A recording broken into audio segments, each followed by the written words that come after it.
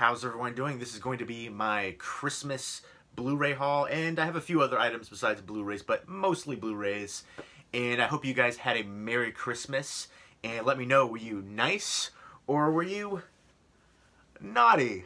Alright, let's take that off. My hair is going to be super disheveled after that, but yeah, I just wanted to put that on for this video, the Santa hat right there. I got a bunch of goodies right here. Here is the Blu-rays right there. Maybe I should go like that, actually. I mean, you're still going to see part of it right there. It's thumbnail face. I can't fit all the other stuff in here, but let me know what you guys got for Christmas as well. What was your favorite item that you got, and what was your favorite item that you gave as well? I'm going to go ahead and show you first few things that I got from Emily. She's been in a few of my videos. We hung out and exchanged gifts, and I'll go ahead and show you the first thing that she got me was this little thing. She said she got it from 7-Eleven. It's like a mystery pack, horror collector pack from the Loyal Subjects. It's like little minis, kind of like Funko minis and stuff like that. I've never heard of this one, the Loyal Subjects, but it's pretty cool.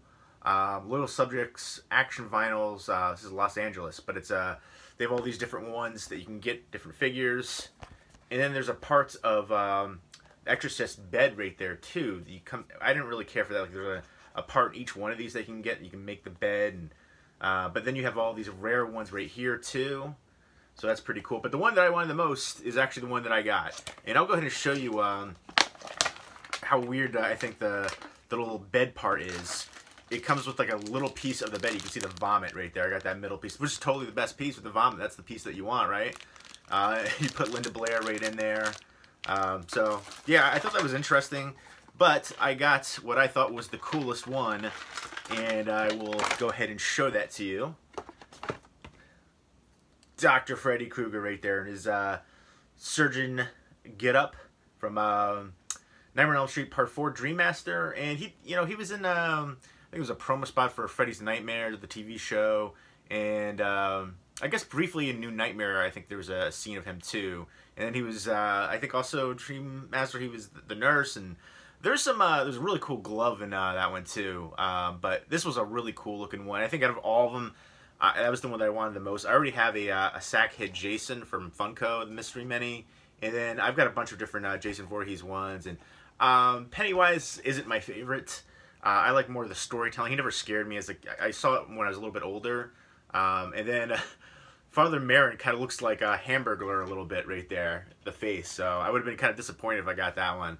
But yeah, and Exorcist again on there. But yeah, I thought this was by far the coolest one that you could get. So, and he moves around, articulating.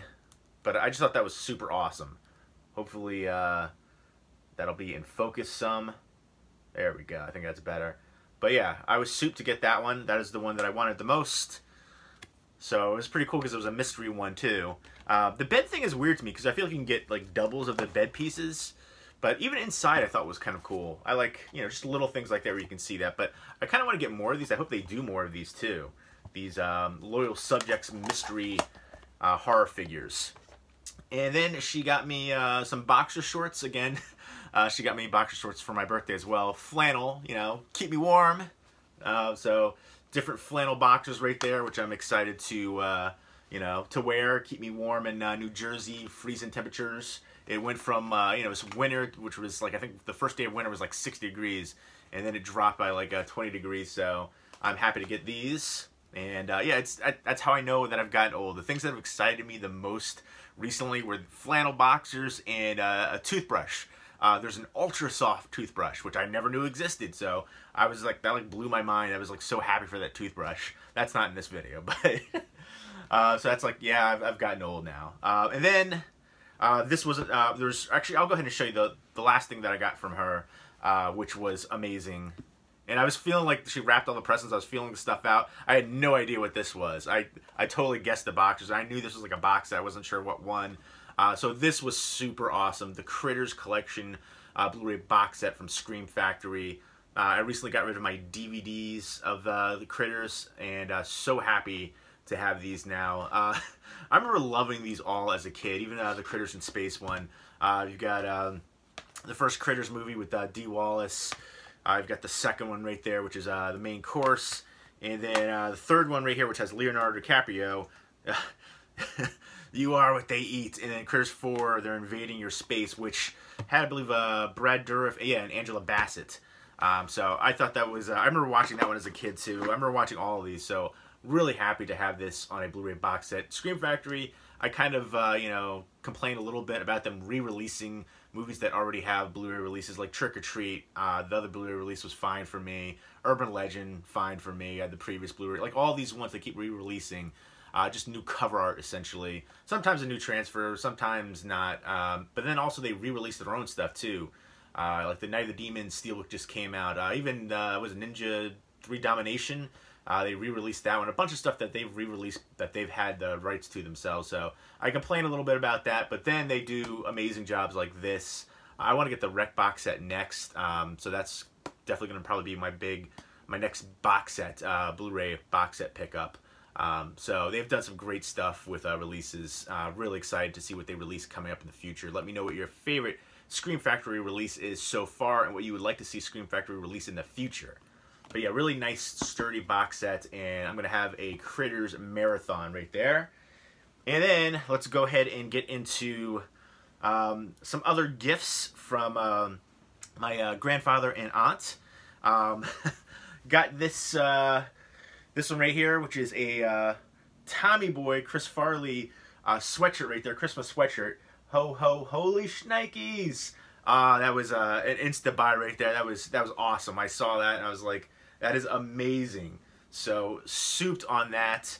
I actually wore it and took some pictures. If you follow me on Instagram and on my Facebook page for this channel, Absolute Sublime 1, you can check out pictures of that where I was, cheersing, wishing everybody Merry Christmas, and then making some ginger snap cookies. I didn't really make them too much. It was more like a photo op.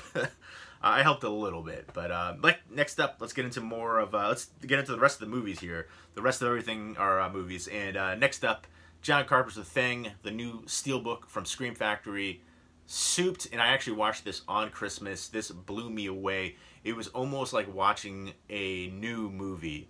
As far as a completely new movie, this is the new transfer. Actually, it's not new; it's from 2017, but the new transfer here in the U.S. anyways. I believe the other one came out. The 4K transfer was through Arrow Video before, but this is disc 1. It's a 3-disc set. Disc 1 is the 2017 4K scan, and then disc 2 is the 2K scan of the interpositive approved by Dean Cundy, cinematographer. And then disc 3 is all the bonus features. But I don't really love the artwork. I don't like a lot of Scream Factory's artwork for their steelbooks. It looks like it's computer generated, kind of like done on the computer artwork. I like to see actually hand drawn stuff like that. This, to me, it looks like it was done on a computer. It doesn't look great to me. I'm sorry. I'm picky. I complain about steelbook artwork, especially if you're playing a premium like you are for these ones right here. And this one, actually, I ordered it on Amazon, and it came the next day. I mean, I have Prime, but there we go. There's got some quotes and stuff behind there, and actually I haven't taken out this disc, so we'll see if there's anything behind this one. Nope, nothing behind there. But yeah, this was it was on sale. Like I think Scream Factory had it for like $34. I think Amazon did for a while, but then Amazon had it on sale for like $18.99. I was like, yes. I couldn't get to the computer quick enough to order that. So souped on that. Again, I did check out the new transfer, and it blew me away. Honestly, I was shocked. Some of the scenes just looked incredible to me, like watching a completely different new movie. It's my all-time favorite movie. Again, I love movies with a snowy setting, especially horror movies. And that has this in spades with the Antarctic Research Station. The sense of isolation, paranoia. I talk about it so much that I feel like I'm just going through the motions of it. Robert Teen's practical effects, Dean Cundy cinematography, New McCone's score, John Carpenter's directing. The whole cast was amazing. Souped to have that in my collection. Again, my all-time favorite movie. Next up, The Outsiders. This is the complete novel. This was like $5. I meant to upgrade this for a while, and I want to get the where they have like the director's version or the theatrical version, and then this version because there's two separate versions out there. And I'm honestly not sure. I don't know if I've ever seen this particular version or not, so I'm gonna look forward to rewatching this and checking out. But this was a classic. Again, the cast in here was amazing.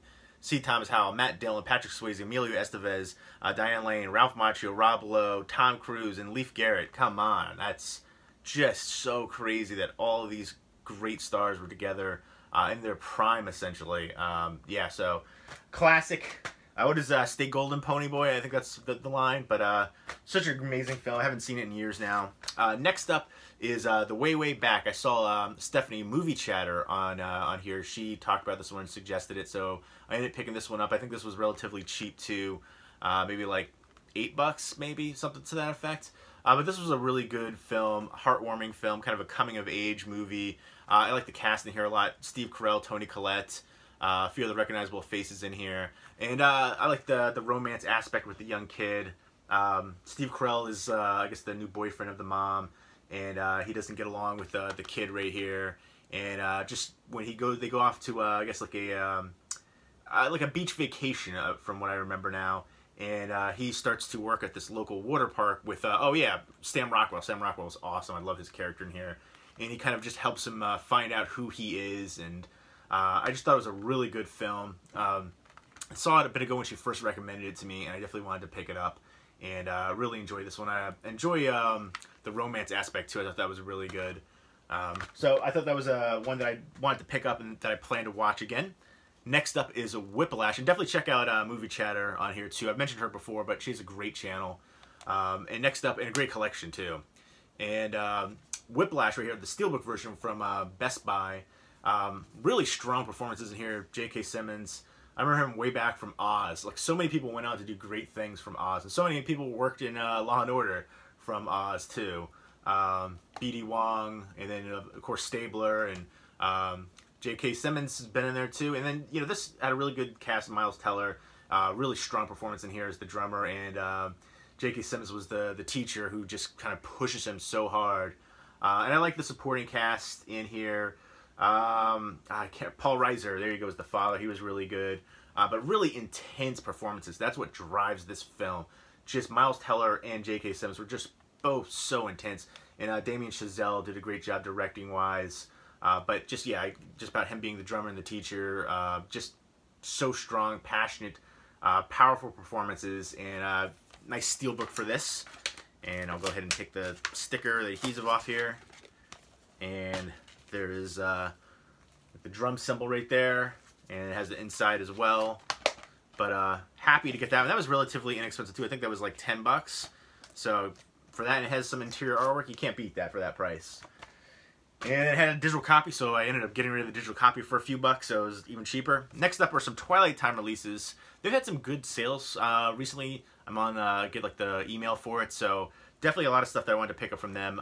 Heaven on Earth from Oliver Stone. This is the third in his Vietnam trilogy with Platoon and Born on the 4th of July. I haven't seen this one before, but I've always wanted to.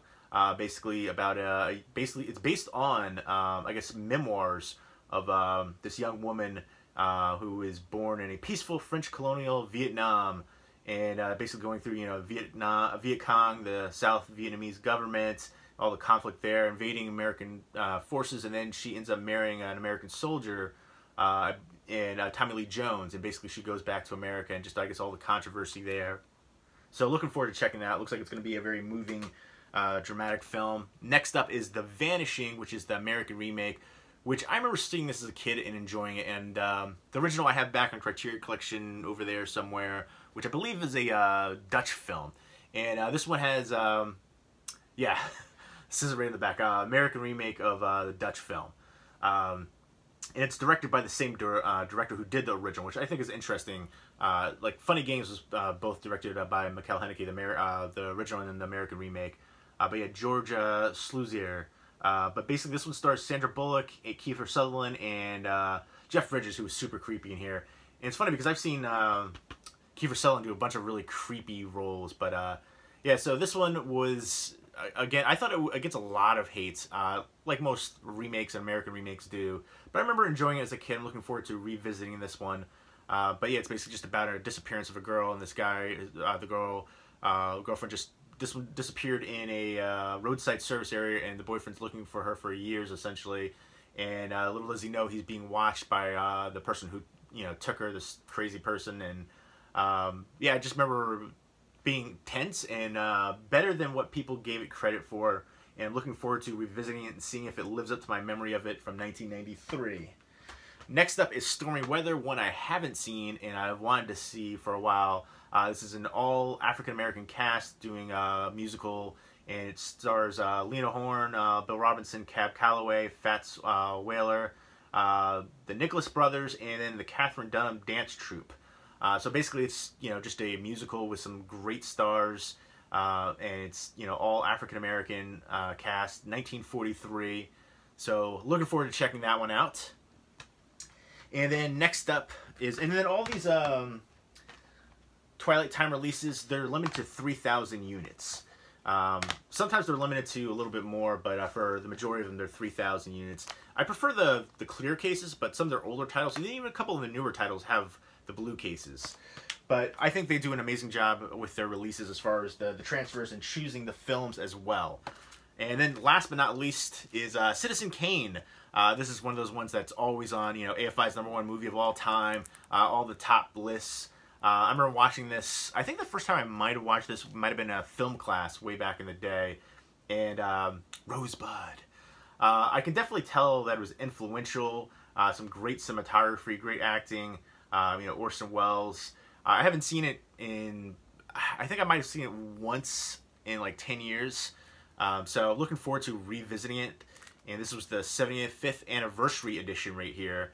Again, it's trying to remember. I can't remember the guy's name right now in here, but Citizen Kane and the character. Yeah, it has some good special features in here with commentaries from Roger Ebert. So I'm definitely looking forward to checking out him. Great film critic. And I remember growing up on that, so looking forward to checking out the special features in here too. But I can't remember. I was trying to remember his name in the film. I can't remember it right now. But a classic, and happy to own it on Blu-ray. I think there was a like a digipack edition too, which I think is out of print. I wanted to get that one, but I'm happy with getting this one for a good price as well. So let me know what your all-time favorite movie is. This is not my all-time favorite movie. Mine is John Carpenter's The Thing, which I showed you already. But this is usually on like a lot of the top lists. I can say, like I said, it's influential. I feel like a lot of films are kind of dated. We've come so far from where they started, and at the time they were pivotal, groundbreaking. But now watching them, we've seen so many films that it's it was like a starting point, and then they learn from all the different things and all the different influences and all that kind of stuff. And I feel like we've come so far. So a lot of films that are on these top lists, I watch them now and I feel like they just don't quite hold up. They might have been groundbreaking at the time, but we've come so far. We've seen different takes that are more creative, more unique, more imaginative, and just stronger, essentially. I'm not saying that is necessarily the case here. It's, again, Citizen Kane wouldn't be on like my top 20. Probably wouldn't be on my top 50. I definitely appreciate for what it is and what it did for film, and I think it is an important film to watch, and definitely one that I want to have in my collection and revisit. I feel like this is one that everybody should see. But yeah, it wouldn't be in my top 20, top 50 probably. Let me know, would it make your top 10, 20, 50? Where would it rank for you and your all-time favorites? There you go. There was my Christmas haul, movies, clothing, all that good stuff. Let me know how your Christmas was. I hope you enjoyed it. What was your favorite thing that you got, and what was the favorite thing that you gave for Christmas? Leave me some comments down below. Hope everyone's doing well. Take care.